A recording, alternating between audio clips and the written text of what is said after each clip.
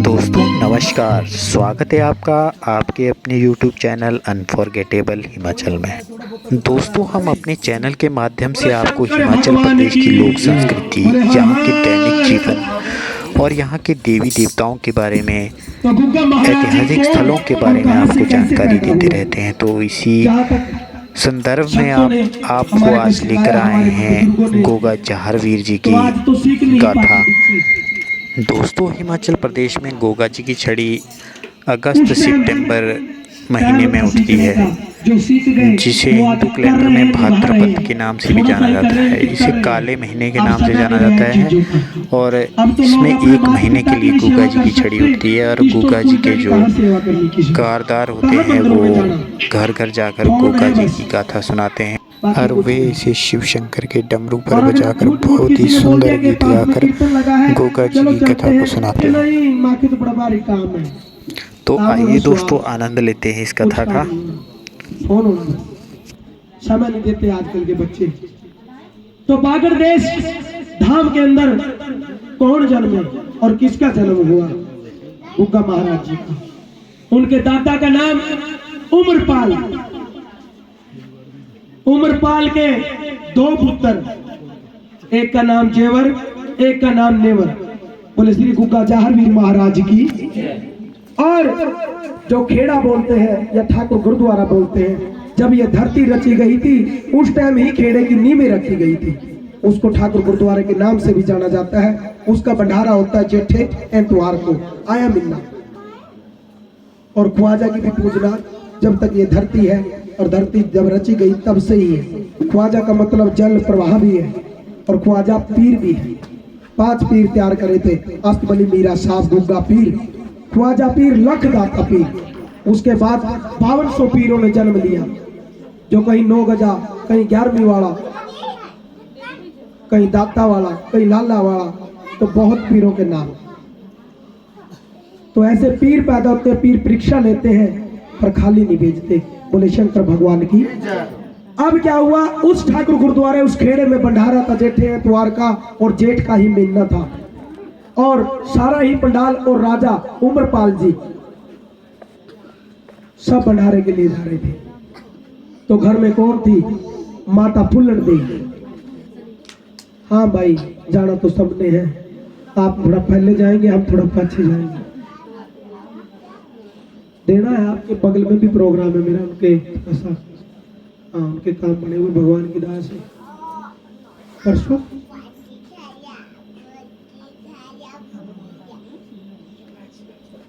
चलो कोई नहीं, आपकी हाजिरी लग गई। अगर मैंने तो पहले पूछा था भाई अगर घंटा 2 घंटा बैठ सकते हो तो गोगा की लड़ी खोल लूं। आपने लड़ी खुलवा के अच्छा नहीं किया, पर जा रहे हो आप। अब आपकी इच्छा है, मर्जी है भाई, जाने वाले को कौन रोक सकता है? बोले शंकर भगवान की जय। अब खोल दे, अगर तुम सभी ही चले जाओगे मैं अकेला पूरी करूंगा, क्योंकि मेरे को खोट दोष लग जाएगा, मैंने तो करनी पड़ेगी। तो उसके राज्य में जब वो भंडारा खाने गए तो घर में फुल्लड़ देवी गोगा जाहरवीर की दादी और एक छोटा सा बच्चा उसकी गोद में, जो गोगा जाहरवीर का चाचा था, उसका नाम नेवर था। वो उसको ले रही और वहां पर स्मैल जोगी के चेल ईश्वर जोगी, जंगम जोगी जी आ जाते हैं। बहुत ही गुस्से वाले होते हैं और बहुत ही अच्छे भी होते हैं और जैती भी होते हैं। और जाकर अलग जगा दी और निरंजन है माई की बेटी कोई या मेरा बच्चा, मेरे को एक जल का लोटा का दान करो, प्यास लग रही है। अगर कोई सुनता हो तो भोजन भी ग्रहण कराओ। एक आवाज में नहीं सुना, दूसरी में भी नहीं, तीसरी में तीसरी मंजिल से आवाज आई, है संत जी, हे महात्मा जी, क्यों गला फाड़ फाड़ के शोर मचा रखा है? क्या चाहिए आपको? कि बेटे मैंने सिर्फ पानी पीना है और हाथ से अगर आप खिला दोगे तो 2 ग्रा भोजन दे दो, जैसा मर्जी हो। कि आज हमारे घर में तवा नहीं चला, हमने आज रोटी राटी कुछ नहीं बना रखी, हमारे ठाकुर गुरुद्वारे में लंगर है, हमने लंगर लगाया हुआ, वहां जाओ वहां खाओ। कि मैं तेरे घर से प्यासा ही चला जाऊं? हाँ तो चला जाऊंगा। बोला तू 1 लोटा पानी का नहीं पिला सकती क्या?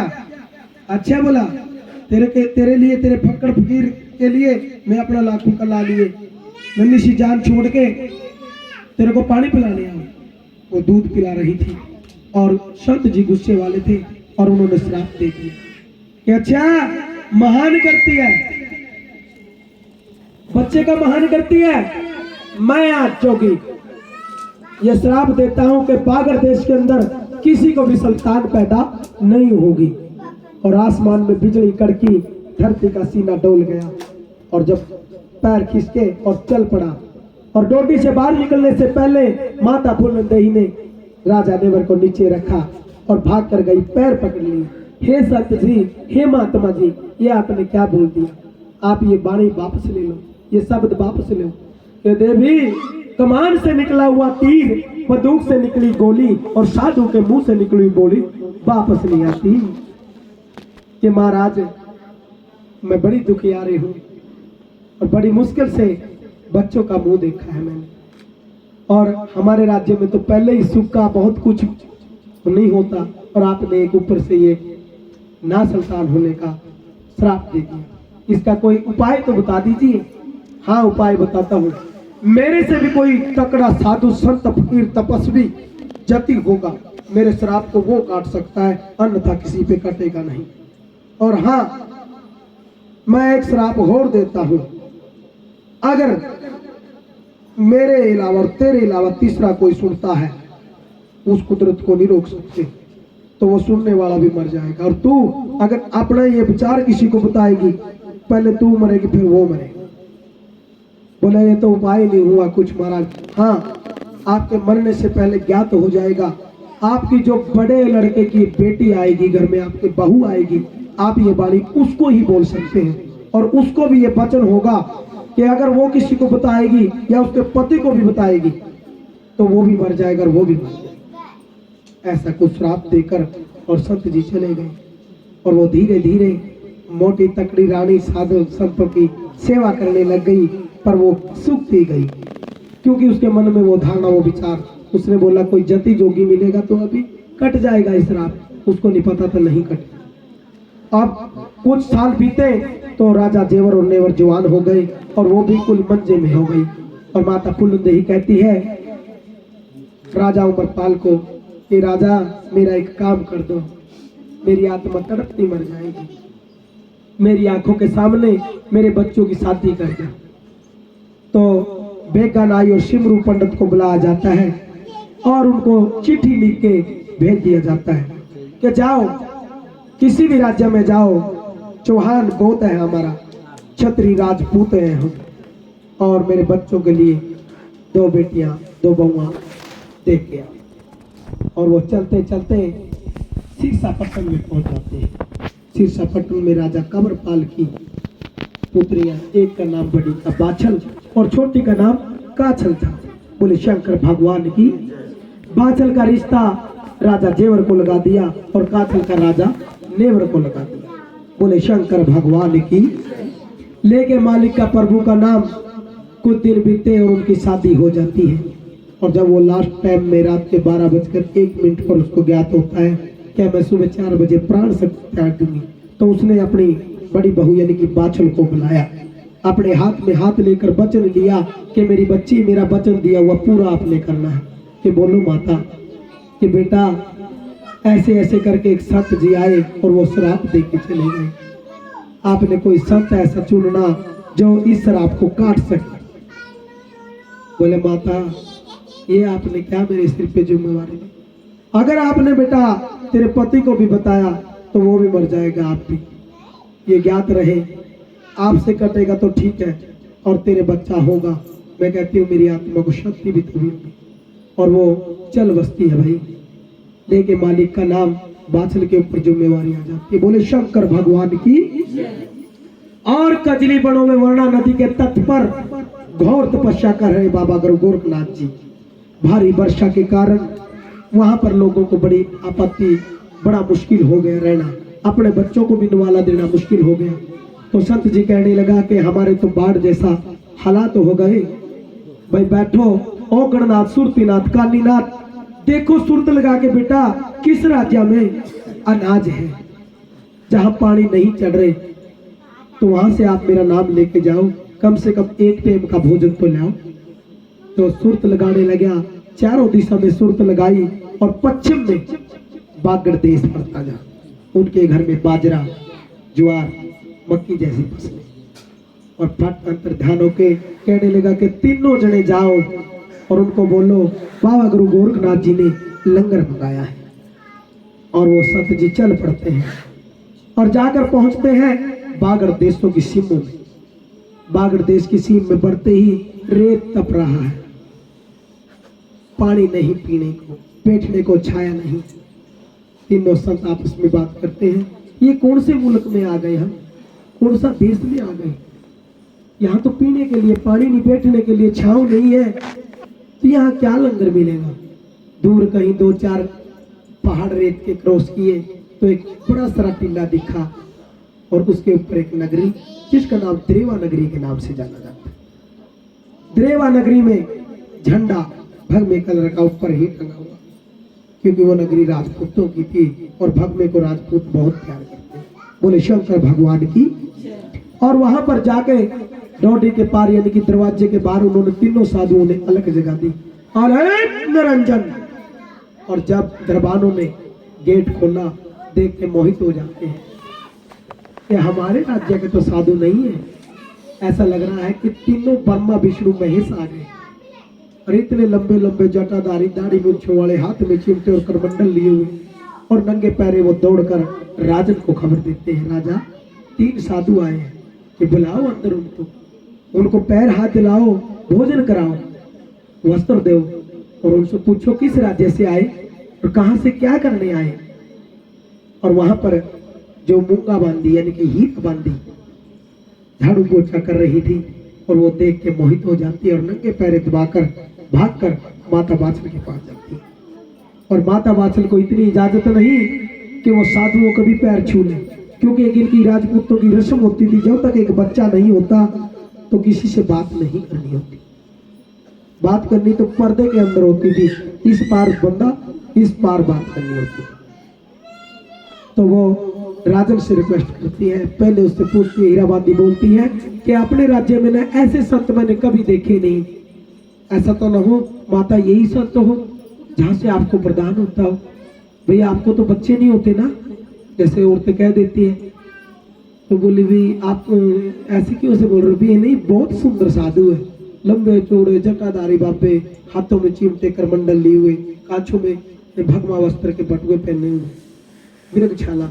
अच्छा देखा उसने बड़ी दूर से झरोखे से और कहने लगी कि राजन से मेरी बात कर। रात को तो वो ठहर गई और जब वो राजन रात को आया तो उसको रात को सुबह 4 बजे ही उसने बात की कि राजन मैं अपने हाथों से संतों को खिलाना चाहती हूँ। चलो रानी अगर तेरी इच्छा है तो खिलाओ इनको, आशीर्वाद पाओ। तो उसने बड़े प्यार से भोजन बनाया और तीनों संतों को पैर दुलाकर रोटी खिलाई। और जब उनको वस्त्र और कुछ भेंटें दी तो वो इनकार कर गए कि हम कजली बनों से आए और आपके राज्य में लंगर लेने के लिए आए। हमने तो पेट भराई खा लिया, रात भी खाया भी, लेकिन हमारे कुछ जो संत है वो अभी भूखे बैठे हैं। हमारे वर्णा नदी ने छाल लगा दी, बाढ़ जैसे हालात हैं और वहां हम नगरी में जाते नहीं, कार्य करने के लिए, भिक्षा लेने के लिए नहीं जाते। तो ऐसा प्रतीत किया और उसने बोल दिया अभी जो आपको चाहिएगा वो देंगे। एक चावलों का गड्ढा भी देंगे, एक मक्की का भी, एक बाजरे का भी, आपको ज्वार का भी देंगे। आप ऐसा मत सोचो हमारे राज्य में आए हो, हम एक टाइम खा लेंगे लेकिन आपको खाली नहीं जाने देंगे। हमारी नगरी से आज तक कोई खाली नहीं गया बाबा, पहले आप भोजन करो। जब भोजन किया अमृत छक्का तो उसने पैर छू दिए माता बाछल ने और तीनों संतों ने हाथ किया और आशीर्वाद दे डाला कि सदा सुहाग्यावती बहु तूते नाव पुत्रे फलो, आनंद ही आनंद रहो। और जब ऊपर को देखा तो पट पट आंखों से आंसू गिरने लगे कि देवी लंगर खुआ के रो रही है, हमारे को वस्त्र ये हीरे मोती तेरे नहीं चाहिए, कंकर पत्थर हमारे लिए व्यर्थ है। हम भोजन लेने आए थे वो भी नहीं लेंगे, पर हमारे को एक वजह बता दे कि आप रोए कि आपने एक 2 वचन सत्य बोले, अखंड बोले, एक खंडित वचन बोल दिया कि देवी हम सी फकीर है, अखंड वचन बोलते हैं, सत्य वचन बोलते हैं, खंडित वचन नहीं बोलते कि नहीं आपने बोला है कि क्या बोला है? आपने बोला सदा स्वाज्ञावती वो मैं हूं, आपने बोला आनंद रहो मैं हूं, लेकिन जो आपने बीच वाला वचन बोला है कि दूते नाव पुत्रे फलो, मैं तो बांझ हूं, मेरे औलाद नहीं होती। और साधुओं ने 3-3 कदम पीछे हट गए कि है अरे इतनी भाग्यवानी, इतना दान करने वाली, तेरे को पुत्र नहीं हुआ, तेरे को कुछ औलाद बच्ची तक नहीं हुई, तो क्या बात हुई? सुरतीनाथ सुरत लगाओ बेटा, देखो इस बच्चे को कहां से वरदान होने हैं। और वो 100 मणि ओम नमः शिवाय का जाप 108 मणकों की माला लेके तैरने लगा और चारों दिशा में चारों वेदों में घूम के आया और सूती लगी कजली बड़ों में गोरखनाथ के चरणों में बोले शंकर भगवान की।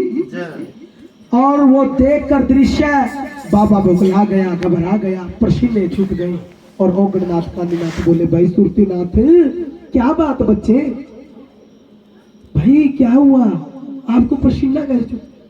कि अभी तो मैं नहीं पसीना, अभी आप क्या आएगा? बोला क्यों? पता है आपको कहां से वरदान होना इनको? कहां से? कि हमारे बाबा गुरु गोरखनाथ से। 3-3 कदम और पीछे सरक गए कि चल झूठा, बाबा गोरखनाथ जी वरदान देंगे। अरे वो तो जती है, वो औरत की परछाई तक नहीं मानते, आप बोल रहे वो वरदान देंगे? पागल है। बोले भाई मेरे को तो वही देखा, मैंने 3 वचन दिए, 3 वचनों में तीनों ही बार हाजिरी उनको चरणों में लगी। और बात बताऊं, ये श्रापित गांव है, हम गलत आ गए। हम गलत नहीं आए, हमारे गुरुजी कभी गलत दिशा में नहीं भेजते, उन्होंने भेजा है तो कुछ मार्ग होगा। तो अब तीनों संत 2.25 मिनट का एक पैर का यानी कि 1 मिनट का टाइम लेते हैं, कहते हैं हम आपको बताते हैं, तो सलाह करते हैं कि हाँ जी इसको हम सेवा दे देते हैं। ये बोलो करेगी तो फल पालेगी, नहीं करेगी तो हमारे गाले आएगी, हमारा वचन रह जाएगा, नहीं तो अपनी ना जुबान गंदी हो गई, क्योंकि हमने इसको वर्धन पुत्र का दे दिया, ना हुआ तो फिर हम संत नहीं हुए। वचन पे कायम थे, वचन की बंदी धरती में प्रकाश था, लेकिन परमात्मा का नाम उन्होंने सूरत लगाई। सूरत लगाते ही उन्होंने बोला कि इसको एक चंदन रूप कटवाकर एक मूर्ति बनवाकर 108 मणिका की माला जटाधारी बाबा की मूर्ति के नीचे या बाबा सिद्ध गोरखनाथ फकीर लिखवाओ और इसको सेवा करने के लिए बोलो अखंड ज्योत पर वो ज्योत दिखनी नहीं चाहिए किसी, ऐसा तो नहीं हो सकता। और जब सारी दुनिया सो जाए तब इसने सेवा करनी है। अगर इसको मंजूर होगा तो फल पालेगी, नहीं होगा तो 5, 4, 10 दिन, महीना, 20 दिन करेगी। इसने करना भी 31-41 दिन या कुछ साल करेगी, नहीं करेगा कोई। बोले ठीक है जाते हैं कि राजन आपकी रानी से हमें कुछ बात करनी है, क्या आप करो? हाँ बेटे हमारे को जरा 1 मिनट का टाइम दो। हाँ बाबा सेवा कर देगी? कर दूंगी, पहाड़ चकड़ा है सिर पे, चकड़े ही चक दूंगी, कि तेरे को पुत्र तो हो जाएगा पर सेवा करनी पड़ेगी। कि जी सेवा बोलो?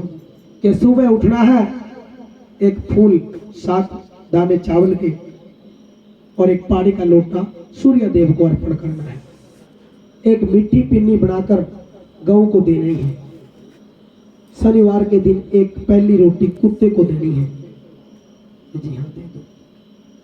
और हर संडे नहीं तो जेठे संडे को आपका जो भी देवता है गृह इष्ट या कोई जातो उसके दरबार में हाजिरी देना और एक चंदन रूख कटाना है, उसमें से एक सोनी सी मूर्ति निकलवानी जटाधारी बाबे की, उसके नीचे लिखाना है जय हो सिद्ध गोरखनाथ फकीर और 108 मणकों की माला तैयार करानी और जब सारी दुनिया सो जाए उस माला का सुमरण भी करना है। फिर मैं कर दूंगी, कर देगी तो भाई हमारे को इजाजत दे दो और वो आप कर लो जी। वो लेके भंडारा वापस मुड़ जाते हैं और माता को लगन जाती है। और लगन में किसको बुलाया? करमू बाड़ी को। करमू बाड़ी उनका घर का मिस्त्री का प्राण था, बुजुर्ग था।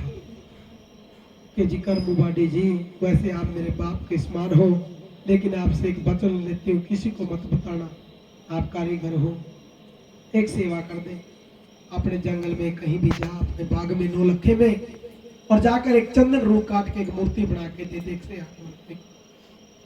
और उसने वो जरोंका बोलते थे जिसके द्वार के अंदर पहले वाले लोग खजाना भी छुपा देते थे कि हमारे आने वाली पुस्तों के काम आएगा, उसने वो बना लिया और उसके अंदर वो मूर्ति रख दी और उसके अंदर ही ज्योत बत्ती कर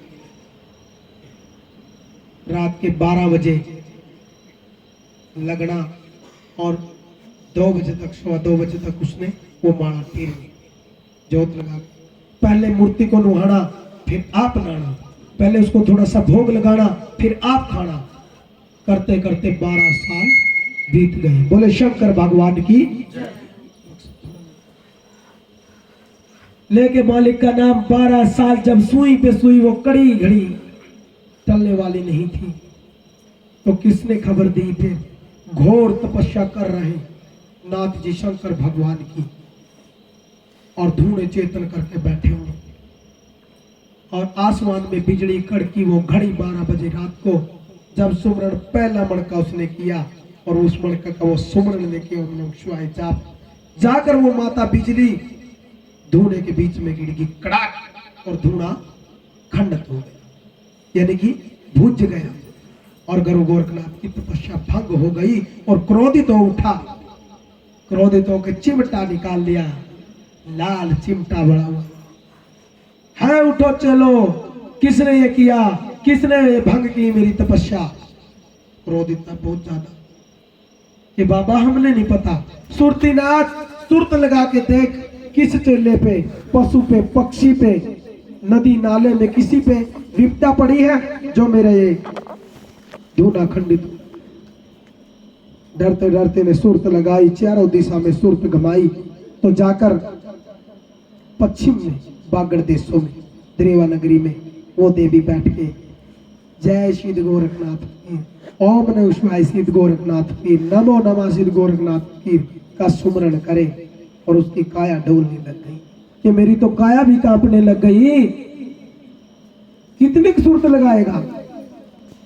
पसीना छूट गया और कहने लगा, गुरु जी बस मेरे को थोड़ा सा टाइम चाहिए, मैं आपको सारी बात बताता हूँ, आप जरा शांत हो जाए। और जाके कालीनाथ रोगड़नाथ को कहने लगा कि हमारे से तो बहुत बड़ी भूल हो गई, क्या हुआ? और गुरु जी इस बात को मानेंगे नहीं। याद है 12 साल पहले हम बागड़ देश में गए थे, वहां सेवा दे के आए थे।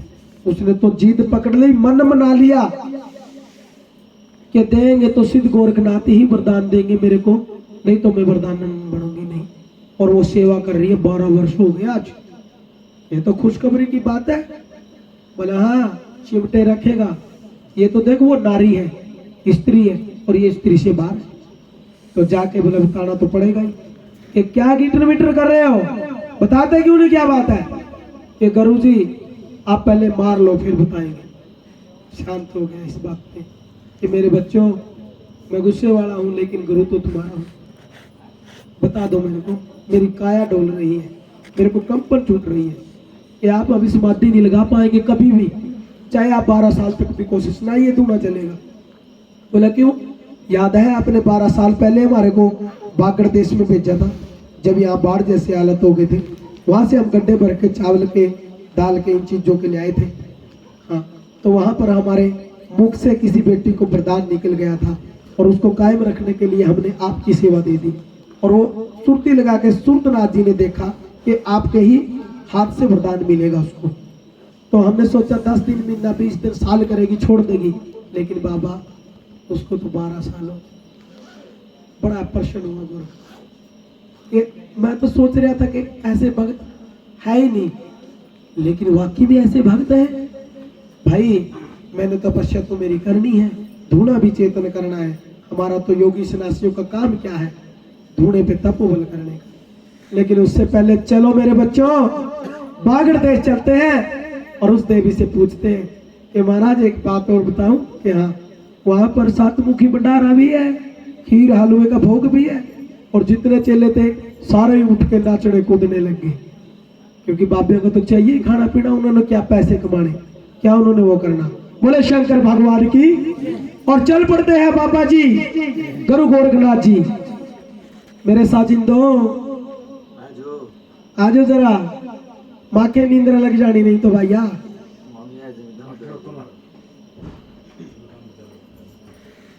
तो बाबा गुरु गोरखनाथ जी 14 से चेलों के साथ अपना चिमटा करमंडल झोली उठाकर और दहे मजल कूच के डेरे लगाकर कहाँ को गुजरते हैं और कैसे बागड़ को चलते हैं।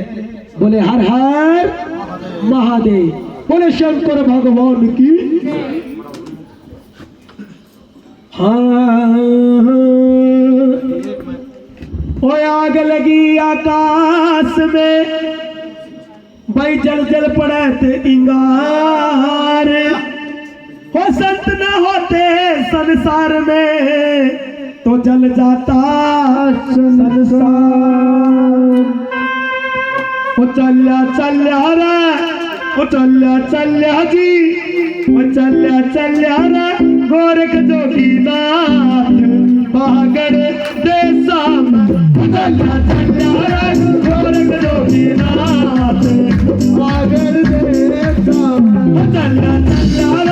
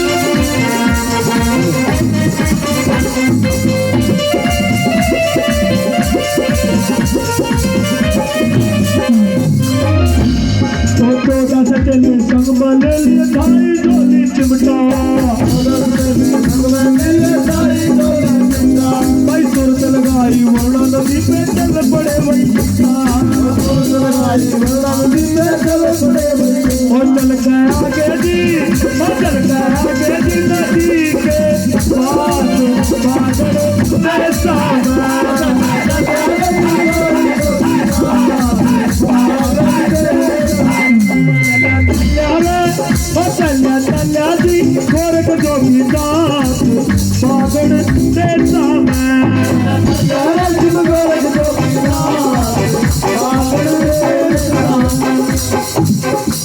वरुणा नदी के तट पर आकर और वहां पर ईश्वर जोगी और सुनाल जोगी का भी जोड़ा बैठा था। और दोनों जने देख लेते हैं और पूछ लेते हैं कि भाई हाँ बड़ा लश्कर है भाई, 14 से चले चल तो पड़े, कहाँ को चले कहीं चले। बोला भैया आ सके विकास दो। बोला भैया हसी जाए सत मुखी भंडारा खाई ने कहीं बागड़ देश, बागड़ देश। तब उसको लगी अपने आप को कि बागड़ को चले भैया क्या करने। बोला जी वहाँ वरदान देने जाना है, फल देने। क्या आपको पता हमने श्राप दिया हुआ वहाँ। बोला मेरा हम क्या करें, करना कुछ नहीं। बोला जाना नहीं वहाँ। पागल है, एक बार हमारे गुरुजी ने बोल दिया ना तो जाना है भाई। तो उसने ईश्वर समय जोगी ने अरदास पता कहाँ लगाई, शंकर भगवान के चरणों में कि शंकर जी ये मेरा श्राप काटने के लिए जा रहे हैं। फिर आप अपनी जटा से ना गंगा को भेजो नीचे, ये नदी पार नहीं होनी चाहिए, खड्ड पार नहीं जाने चाहिए। उसने जैसे ही अपनी जटा से गंगा को नीचे भेजा, मुंह के बल जा गिरी जहां पर गौमुख नदी बड़ी, पहले वर्णा नदी थी और आने वाले समय में 3 तत्वों में बढ़ जाएगी, गंगा यमुना सरस्वती। वही जहां पर 12 साल के बाद एक बार संत जाते हैं, जिसको बोलते हैं कुंभ नदी, कुंभ का मेला लगता है, वही वर्णा नदी जहां से वर प्राप्त होते हैं। अब वो नदी चढ़ गई और पार नहीं होने दे संतों को। 1 घंटा 1.25 घंटा होने के बाद गुरु गोरखनाथ मायाधारी थे, उन्होंने देख लिया अभी छल हुआ है तेरे साथ को, भाई माता ऐसे नहीं मानेगी।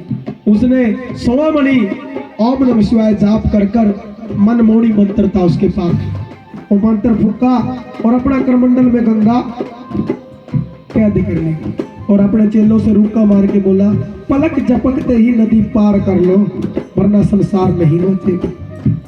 बिना पानी के कुछ नहीं। जेठ का महीना था, घाटी में चली जाती है गंगा, यानी कि करमंडल में चली जाती है नीचे तालाब। और जब नदी पार कर ली और गंगा माई कहने लगी कि गोरखनाथ तू तो जती है और मैं तो स्त्री हूं, तो तेने मेरे को छुआ, अब मैं छूंगा क्या? तू मेरी माता, माता समझ के छुआ मैं, और एक माता को मैं फल देने जा रहा हूँ। अब जोड़ा हो गया कि फिर दिया कि मैं छोड़ तो दूंगा तेरे को, पर मेरे को देने के लिए वरदान नहीं है। अगर आप आशीर्वाद दे दे मैं आपको छोड़ दूं और मेरा काम बढ़ जाए। तो उसने गंगा माई ने 2 इंद्र जो दे दिए कि ये ले, जो बेटी इनको खाएगी उसके 2 बच्चे पैदा होंगे जोड़े, एक का नाम अर्जुन होगा, एक का नाम सर्जन होगा। और खुश हो गया। जब वो करमंडल से बाहर छोड़ी तो सिर के बल गिर गई, जहां से बनती है सरस्वती। बोले शंकर भगवान की। अब देखें भाई, जो सा हमारे को आता है हमारी दुकान में सामान है वो हम आपको सुना रहे हैं, बुजुर्ग सुनाते आए। अब कई कहानी ऐसी है कि जो हमारी कहानियों से भी बाहर होगी। अगर आपके पल्ले में बंधे तो ले जाना, नहीं भाई हमारे पास तो है ये जो कुछ है। बोले शंकर भगवान की जय। मैंने खुद तो मैं इतना पढ़ा लिखा भी नहीं हूँ, बस उनके ओके में आग रख रख के उनके खंड के धोती 2-2 के, कुर्ते 2-2 के सीखी हुई, रात को जाग जाग। और मैं जब तक बैठा होगा कोई किताब भी नहीं रखूंगा, यही से वर्णन होगा। बोले श्री गुग्गा जाहरवीर महाराज की जय। और वो लेके जब छोड़कर चले फिर चल पड़ते हैं। और कैसे? ओ चल चल रे, ओ चल चल रे, गोरख जोगी नाथ बागड़ तो सामन, गोरख जोगी नाथ बागड़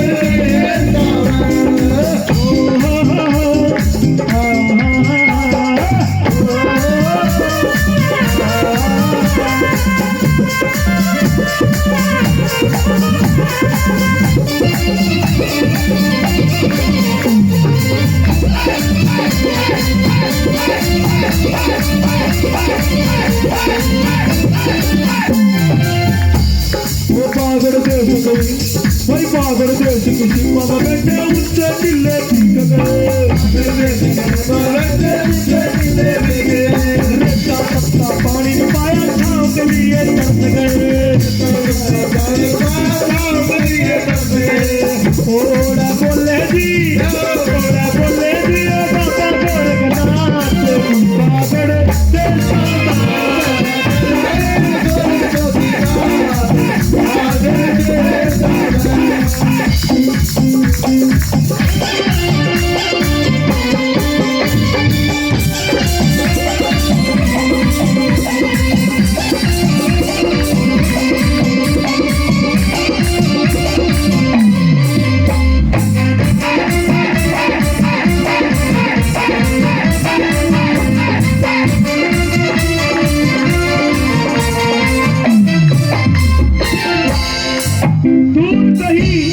एक जंगल दिखाई दिया। असल में वो जंगल नहीं था, 9 लखा बाग था और वो श्रापित होने के बाद सूख जाता है। और बापे देख के उस जंगल को, उस बाग को खुश हो जाते हैं। अब सबको को क्या चाहिए? जलाने के लिए लकड़ी। जैसे 12 साल के बाद किसी बाज को पुत्र मिल जाता या दादी को पोता दे देती है बहू, तो वो उस बहू को पलकों पे रखती है। तो ऐसे पलकों पे रखने लगे जंगल को देख के। वो धूने लगा लिए, 700 इधर 700 इधर, 1400 धूने, और एक लाल कलर का तंबू और भगवा रंग का झंडा, और वहां पर फिर गोरखनाथ का धूना लगा लेते। ओ तल्ला तल्ला ओ तल्ला तल्ला गोरख जोगी नाथ बागड़ दस्ता, गोरख जोगी नाथ बागड़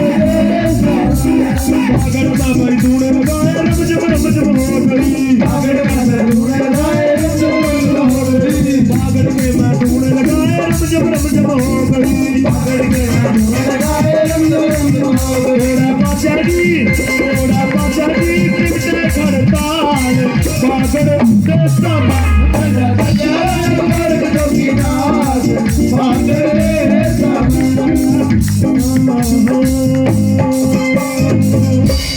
बोले सत्य दरबार की। मेरे को ज्ञात है सुबह आपने जाना भी जल्दी उठना नहीं, आप चिंता ना करो। जितनी जल्दी आपको है ना उससे ज्यादा मेरे को है। आपने नहीं घबराना, घबराना मैंने जिसने कड़ी आगे खोलनी है और जोड़नी है। बोले हर हर महादेव। और उस सूखे बाग के अंदर धूने लगा लिए नाथ ने। धूने लगाए, रात्रि का समय था। सुबह 4 बजे जैसे ही वो बाग का माली आकर देखता है और उसका तो बस खून खोल उठता है और देख के, हे संत, हे बाबा, तेरा बेड़ा गर्क हो जाए तेरा। अरे मेरे बच्चे को मरवा दिया मैंने तो राजा से। तो संत कहने लगे, क्या हुआ भाई, क्यों शोर शराबा? अरे इस बाग का माली हूं मैं रखवाली हूँ, रखवाली करता था इसका, और आपने इसको जला दिया। 9 लखा बाग था, ये जंगल समझ के जला दिया। बोला हमारे से मत बात करो, आगे जाओ। वो सामने भाग में रख कर रखा वो तंबू दिख रहा है आपको, झंडा दिख रहा है, वहां बात करो। और वहां गुरु जी बैठे हुए यही चिंता में कि आ तो गए, क्या होना क्या नहीं होना आपकी मर्जी। अच्छा थोड़ी कर दो, कोई बात नहीं। लेके परमात्मा का नाम, मालिक का, परम पिता परमात्मा का देखो क्या ध्यान हुआ। वो जब रोया तो बाबा जी ने उसको बहुत दी। भाई कहते गुग्गा महाराज जी का डेरा चला हुआ है और जागरण के लिए किसी भी कहीं भी रोक नहीं है। शहरों में भी होता है, बड़े बड़े में, सोलन शिमला में भी प्रोग्राम किए हुए हमने, इसको नहीं मना कर सकते आप। बाकी चलो हम तो अरदास ठोक देंगे भाई जिसने कंप्लेंट करी है। आप निकलने वाले बापे भाई, बोले शंकर भगवान की जय। क्या मुजरा तो देखने के लिए बैठे नहीं लोग, ना मुजरा हो रहा इधर, ना किल की सीटियां मार रखी, ना दारू मीट चला हुआ। इधर तो एहतियात चला हुआ है, जहां से हमारी कुल पीढ़ी चली हुई है सबकी। अगर किसी को ज्यादा ही दिक्कत है तो भाई अपना कानों में रुई दो, सो जाओ। बोले शंकर भगवान की जय। नींद की गोलियां खा लो। हाँ, ऐसी चीजों के लिए समय नहीं है। आज बोतल खोल लो, इधर बकरा काट लो आप और डीजे लगा लो, पूरी रात डाहू डाहू जाऊ जाऊ रहेगा। पर कोई कंप्लेंट कर दे तो फिटे लाल दे। लेकिन जागरने के लिए डेरे किराए ध्वजा, ये चीजें के लिए रोकथाम होती है हमारी। बोले हर हर महादेव। तो लेके मालिक का नाम, वो बोला यो ले बभूति। और कालीनाथ जी, आपको पता कुछ टाइम के लिए गंगा माई मेरे करमंडल में आई थी, कुछ प्रसाद छोटा होना बेहा जी, गंगा जल की पवित्र बूंदे, और उसने उस बभूति के अंदर वो मिलाकर बाघ की इर्द गिर्द जब वो कार दी, और उस कार से वो बाघ श्राप मुक्त हो गया और रातों रात हरा भी हो गया।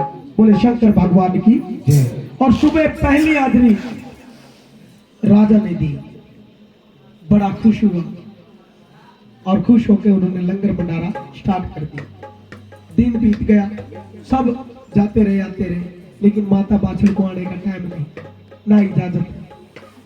बड़ी मुश्किल से उसने दिमाग लगाया और हीरा बांदी को बुलाया कि बेटे मेरा एक काम कर दे कि हाँ माता, कुछ देर के लिए अपने कपड़े मेरे को दे दे, ये ताले मेरे को दे दे, और मेरे वाले कपड़े पहन के मेरे वाला आसन पे इधर बेड पे बैठ जा, और अगर कोई आए तो बाहर इतना का हाथ निकाल के ऐसे कर देना, वो समझ जाएंगे रानी की सुमरन में बैठी है या मौन में बैठी है, ये बात नहीं करना चाहती, कोई नहीं आएगा। और मैं तब तक 7 कटोरी भोजन की तैयार की और हीरा बांदी के कपड़े पहनकर और माता बाछल बागों में पहुंच गई। दोनों भक्त मिल रहे और दोनों भक्तों में मिलते ही नाथ जी ने इतनी दूर से कह दिया कि आ गई बेटी बाछल, और फूट फूट के रोने लग गई और किस प्रकार से क्या कहने लगे। बोले गुरु गोरखनाथ की अपनी दुविधा कैसे सुनाती है, किस प्रकार से। हाँ हरे राम नाम जपता रो मूर्ख प्राणी, जब तक तेरे घट में प्राण। अरे फिर क्या मूर्ख जपेगा जब निकल जाएंगे। बोले सच्चे दरबार की। तो क्या कहती है, वो जोगी तेरे दर्शन को वो मेरी अखियां तरसती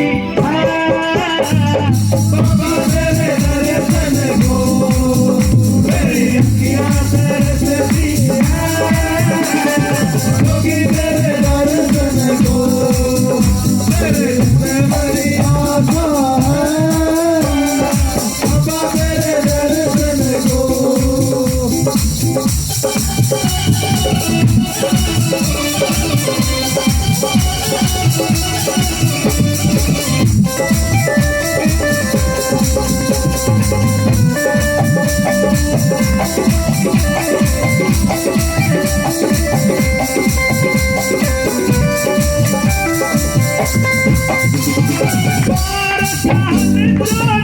तेरी सेवा करी हो तेरी सेवा करी हो मेरी सेवा नू सफल बनाओ मेरी सेवा नू सफल बनाओ ओ बस तेरा सहारा बाबा तेरे दर्शन को मेरे दिल में बड़ी आशा है तेरे दर्शन को मेरी अखियाँ तरसती हैं बाबा मेरे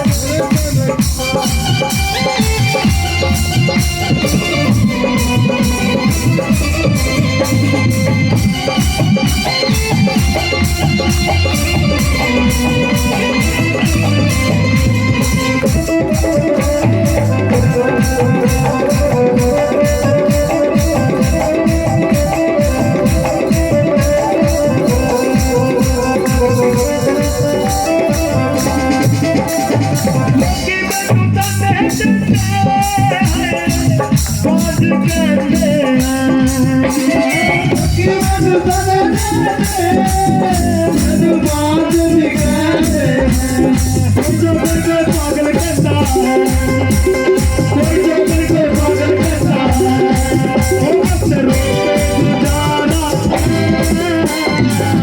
तेरे दर्शन को मेरे दिल में बड़ी आशा है तेरे दर्शन को।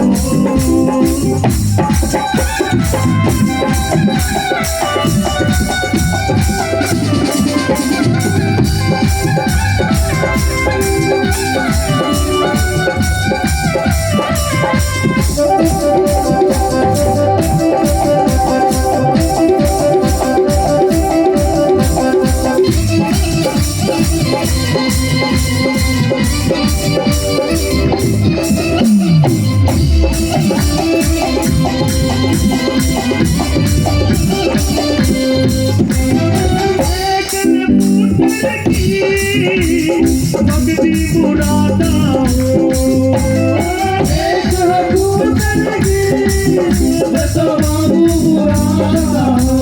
दुनिया में राजा मेरा नाम दुनिया में राजा मेरा नाम तेरे नाम का सहारा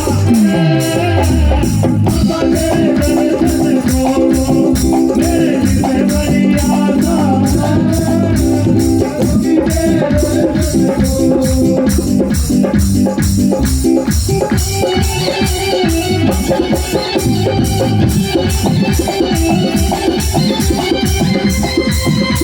बच्चे दोनों वक्त मिल गए दोनों वक्त मिलते हम वरदान नहीं देते हमारे धूणे चेतन करने का टाइम शंख पूर्ण करने का टाइम हो गया मेरी बच्ची सुबह आना मेरे पास और माता बाछल वो भोग लंगर वापस करते ही लेके चल पड़ती है चली जाती है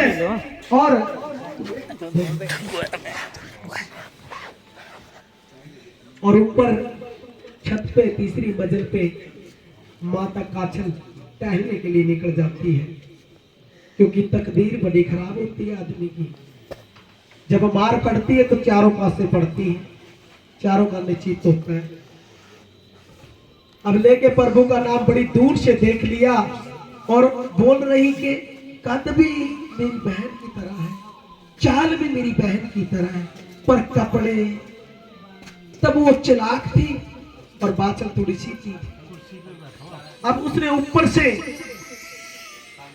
आवाज लगा दी जब वो गेट टपने लग गई डोडी पे पैर पाया तो उसने ऊपर से ऐसे बोल दिया कि बहन बाछल और उस मूर्ख ने ये नहीं पता कि तेरे साथ बहुत बड़ा षड्यंत्र और छल होगा।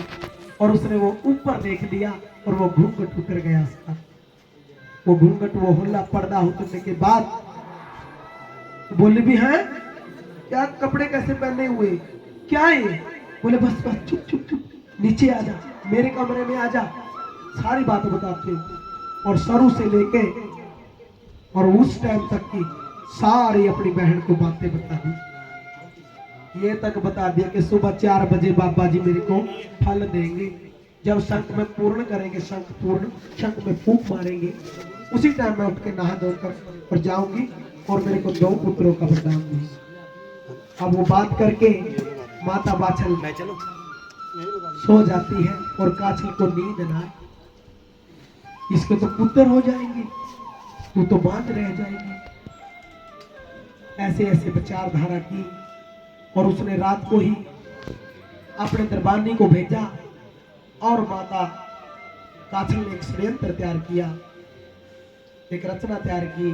छल आ गया, कपट आ गया, अपनी ही बहन के साथ धोखा करने का। और हीरा बांदी को बुला लिया, कहने लगी हीरा बांदी ये चमड़े का चाबुक दिखता है कि हाँ माता, तेरे शरीर में इतने लगा दूंगी तू बर्दाश्त भी नहीं कर पाएगी, कितने मारे अड़गिड़। ऐसे कर जैसे जैसे उसने बाछल ने कहा था बिल्कुल ऐसा ही मेरे को सीन दर्शा दे। बोले पहले मेरे कपड़े लिए, 7 कटोरी भोजन की तैयार की और मेरे को यहाँ बिठा गई, खुद आजा फिर। ऐसे ही बिल्कुल किया और जाकर रात को ही खड़ी हो जाती है। जैसे ही 4 बजे से पहले ही जाग खुलती है तो कानीनाथ जी उठ पड़ते हैं। कानीनाथ पूछते हैं कि हे बेटी बाछल, आप रात के यहीं खड़े हो? कि हाँ मैं तो यहीं खड़ी हूं। कि क्यों? कि भूते को दिन कब निकला? कि अच्छा हाँ मेरे को प्रदान की भूख है। कि नहीं सब्र नहीं हुआ तेरे को, थोड़ी देर में 4 बजे शक पूर्ण होगा और उसके बाद में आपको वरदान दे देंगे।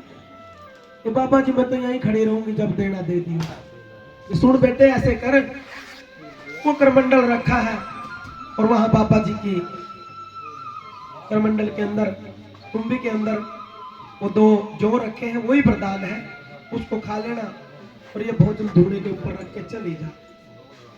धोने पे वो भोजन रखवा लिया, जितना भी था भोग लगाया और लेके प्रभु का नाम मालिक का, वो तो खा के सो गई। और 4 बजे बाबा जी उठ के संग पूर्ण करते हैं और बाछल सबसे पहले राजा जेवर को बताती है, अपने पति देव को, कि राजा जी मैंने एक बहुत आपसे बात छुपा के रखी, आ जाओ आपको दर्शन कराती हूँ।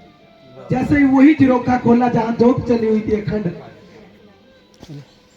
और वो जो मूर्ति बनाई थी ना, उसको देख के राजा का मुंह बाकर आ गया, बाका कि ये नाथ जी तो अपने बागों में आए हुए। बोले हाँ, ये जो मूर्ति वाले नाथ जी है जिसकी ये मूर्त बना रखी है, यही बाबा जी बागों में आए हुए, मैंने बनाए हुए, मैंने सेवा की इनकी 12। बड़े खुश हुए राजा देवर, बड़ा खुश हुआ। खुश होकर कहने लगा कि मैं अभी धोश में डंका लगाता हूँ, सेनाई में फूंक लगाता हूँ और सारा राज्य को इकट्ठे करके और बड़े धूमधाम से वरदान लेके आएंगे। अब इस राज्य को वारिस मिल जाएंगे। और वो उधर से संत जी पूछ देते हैं कि हाँ भाई इसमें वरदान रखे थे कि जो तो बाछल को दे दिए, चलो अच्छा किया, उसके वरदान थे उसको दे दिए। हमने यहाँ बहुत दिन हो गए लंगर खाते हुए, अब मेरा सिर से बाहर उतर गया, मैंने तपस्या करनी है, चलो चलते हैं। साधु ढूंढे चक्कर चल पड़े और माता बाछल उधर ढोल ढमकों के साथ फल लेने के लिए चलती है। बागों में आकर देखा, ढूंढे ढूंढे थे, संत नहीं थे और बैठ के राड़ी मार मार के रोने लगी। और एक दूर कहीं एक ग्वाला गौ चराने वाला अपनी गौ टाइम पे खोलता था, वो पूछ बैठता है कि आज सारा ही राज्य आया हुआ है राजन, के माता क्यों रो रहे हैं, क्या बात है? कि कुछ साधु थे जो मेरी भावना को ठेस दे गए मेरे को वादा करके वादा तोड़ के चले गए कि बाबे थे कि हाँ कुछ घंटे पहले निकले थे और गर्मी का टाइम है ना, अर्शदुआ करते मिलेंगे सूरज कुंड पे मिलेंगे, वो मुगली ढाब पर ऊंचे टीले पर है जो। थोड़ी देर के बाद उनके पांव के नंगे पांव के निशान दिखाई पड़ते हैं और पीछे पीछे चल पड़ते हैं। जा करके देखा तो बाबू का लश्कर वहां पर बैठा जहां गुरु गोरख टीला है, टीले के ऊपर, और वहां एक कुंड है मुगली ढाब सूरज कुंड के नाम से, और वहां नार संजोवा कर रहे थे। और जाके राड़ी दे दी, हे गुरु जी अगर आपने वरदान नहीं देना था तो मेरे मन में जिज्ञासा क्यों जलाई, वो जोत क्यों जलाई कि बेटी कैसी बातें कर रहे हो, हमने तो वरदान दिया है आपको कि नहीं दिया नहीं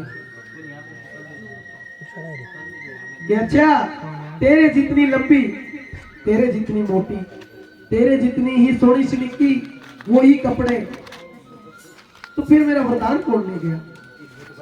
तो वहां फिर माता वासर समझ गई, ओहो मेरे साथ तो धोखा हो गया, छल हो गया कि मेरे वरदान मेरी बहन ले गई छोटी। और साधु भड़क उठे और गुस्से वाले थे और वहां उनके मुंह से निकल गया कि छल हो गया, जाओ छल के फल छल में ही चले जाएंगे, ऐसा वरदान दूंगा एक दिन उनकी मुंडकी काट देंगे। और वो बोले हाय बाबा मेरी छोटी बहन है, मेरे साथ छल करके कोई बात नहीं, उसके हो गए तब भी हमारे हो गए, आप वचन वापस ले लो।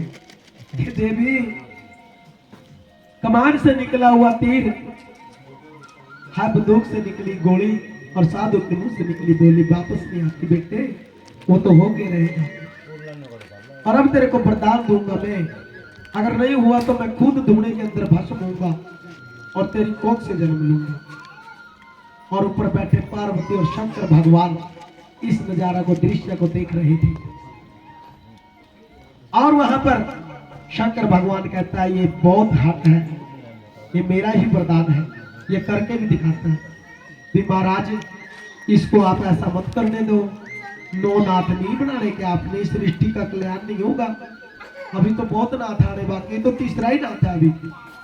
गुरु गोरखनाथ जी तीसरे अवतार है, आपका तीसरा ही रूप है ये, और आप अभी तो 6 बाकी 9 नाथ बनाने अपने धर्म मंडल के ऊपर। अच्छा लेके प्रभु का नाम जैसे वो भस्म होने के लिए जाता है, शंकर भगवान प्रकट होकर उसका हाथ पकड़ लेते कि गोरखनाथ क्या कर रहे हो। और होरों को लगता है कि बाबा जी हवा में बातें कर रहे, लेकिन दर्शन गुरु गोरखनाथ जी को हुए शंकर भगवान कि मेरा वचन नीम नहीं पाया और मैं जीना नहीं चाहता, कि मेरे बच्चे ऐसे मत कर, वरदान चाहिए ना वरदान देंगे, हम वरदान नहीं है, ऐसे कर। एक युग की बात बताता हूं जहां से वरदान मिलेगा। पतालपुरी में जाना पड़ेगा, सपेरे का रूप धारना पड़ेगा, एक मनमोहनी मंत्र फूंक के माया रूपी बीन बनानी पड़ेगी। कि क्यों कि एक समय की बात है, तरलीपुरी का राजा वैश्य और पद्म देव नाग उनकी बढ़ती नहीं थी। पद्म देव नाग और पद्मा देव नागर ने मेरी मिट्टी की पिंडी मूर्त बनाकर साक्षी मानकर शादी कर ली। जब पद्म नाग ने ये किया तो मैंने आशीर्वाद भी दिया, लेकिन खबर लगते ही बाष्प नाग ने उनके ऊपर हमला कर दिया और जहर का फुहारा मारकर उस पद्म देव नाग को भस्म कर दिया, और उसकी जो आत्मा एक मणि के अंदर कैद हो गई, और वो मणि पद्मा देव नागर अपने मुंह में रख के पतालपुरी में बुम्बी के अंदर बैठ गई जाके। अगर वो मणि ले आता है तो वहां से वरदान आपको प्राप्त हो जाएगा।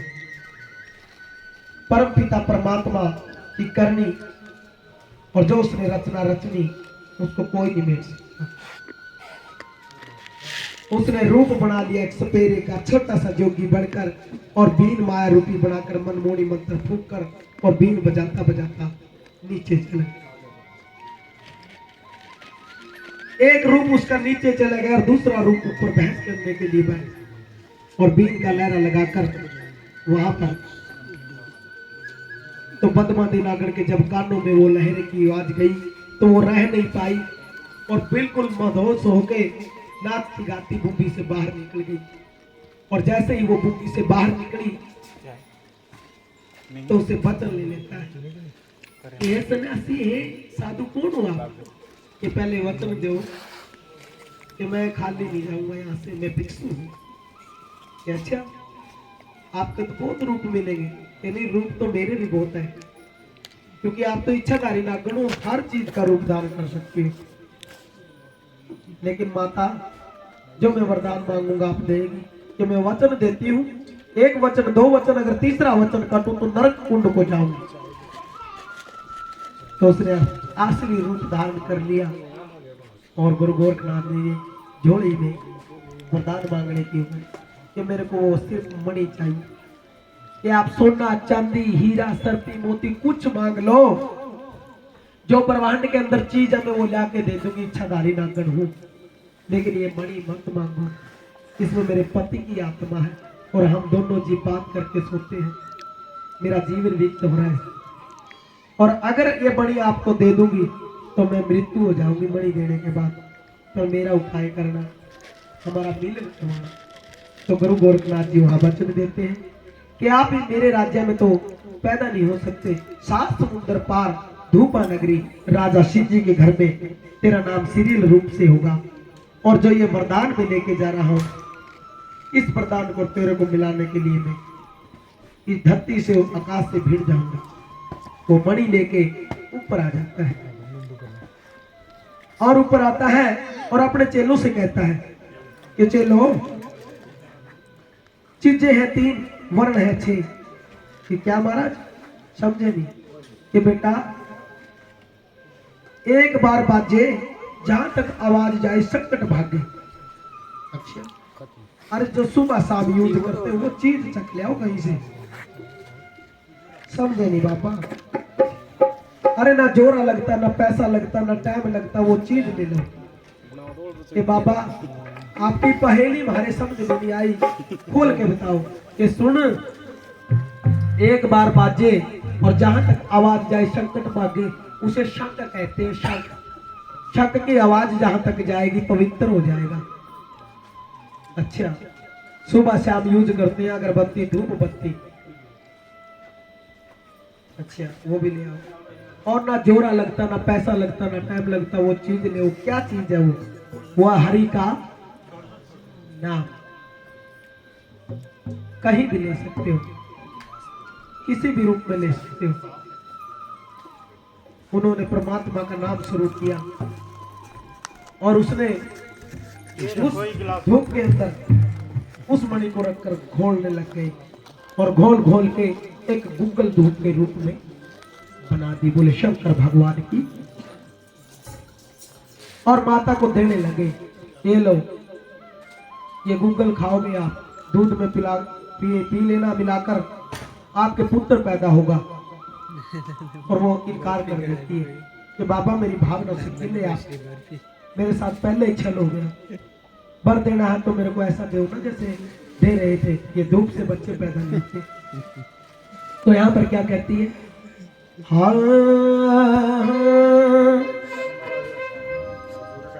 वो ना तेनू फल दिता जोगी, है ना मैनू फल पाया।